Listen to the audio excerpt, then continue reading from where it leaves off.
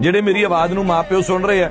ਐਵੇਂ ਭਾਈ ਜਿਹੜੀ ਤੁਹਾਡੇ ਨਾਲ ਤੁਹਾਨੂੰ ਕਹਿ ਰਿਹਾ ਮਾਤਾ ਜੀ, ਮੈਂ ਜਿਹੜੀ ਤੁਹਾਡੇ ਕੋਲੇ ਮੂੰਹ ਜੋੜ ਜੋੜ ਕੇ ਬਹਿੰਦੀ ਆ ਨਾ, ਕਿ ਤੁਹਾਡੀ ਗਵਾਂਢਣ ਜਾਂ ਤੁਹਾਡੀ ਰਿਸ਼ਤੇਦਾਰ ਜਿਹੜੀ ਕਹਿੰਦੀ ਆ ਭੈਣੇ ਧੀਆਂ ਤਾਂ ਧਨ ਪਰਾਇਆ ਹੁੰਦਾ, ਜਿੰਨੀ ਛੇਤੀ ਤੋੜਦੇ ਉਨਾ ਛੇਤੀ ਚੰਗਾ, ਉਹ ਭਾਈ ਉਹਦੀਆਂ ਗੱਲਾਂ 'ਚ ਨਾ ਆਇਓ। ਉਹ ਕਦੇ ਨਹੀਂ ਚਾਹੁੰਦੀ ਤੁਹਾਡੀ ਧੀ ਧਿਆਣੀ ਤਰੱਕੀ ਕਰੇ। ਉਹ ਕਦੇ ਨਹੀਂ ਚਾਹੁੰਦੀ ਤੁਹਾਡੀ ਧੀ ਦੇ ਭਾਈ ਵਰਦੀ ਪਾਈ ਹੋਵੇ ਖਾਕੀ, ਉਹ ਕਦੇ ਨਹੀਂ ਚਾਹੁੰਦੀ।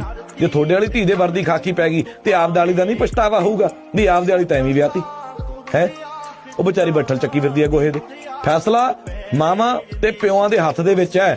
ਆਪਦੀ ਧੀ ਨੂੰ ਭਾਈ ਵਿਆਹ ਤੋਂ ਬਾਅਦ ਤੁਸੀਂ ਗੋਹੇ ਦਾ ਬੱਠਲ ਚਕਾਉਣਾ ਜਾਂ ਪੁਲਿਸ ਵਾਲਾ ਡੰਡਾ ਹੋਵੇ ਉਹਦੇ ਹੱਥ ਦੇ ਵਿੱਚ, ਉਹ ਤੁਹਾਡੇ ਕੋਲੇ ਆ ਫੈਸਲਾ। ਜਿੱਥੇ ਇੰਨੀ ਹੋ ਗਈ ਨਾ ਤੁਹਾਡੀ ਕੁੜੀ, ਜਿੱਥੇ 22 25 ਸਾਲ ਦੀ ਉਮਰ ਹੋ ਚੁੱਕੀ ਹੈ, ਉੱਥੇ 6 ਮਹੀਨੇ ਨਾਲ ਕੁਛ ਹੋਰ ਨਹੀਂ ਕਸਣ ਚੱਲਿਆ। ਮਿਹਨਤ ਕਰਨ ਦੋ, ਪੜਨ ਦੋ, ਇਹਨਾਂ ਨੂੰ ਸਮਾਂ ਦਿਓ, ਇਹਨਾਂ ਦੇ ਦਿਮਾਗ ਉੱਤੇ ਪ੍ਰੈਸ਼ਰ ਨਾ ਪਾਓ।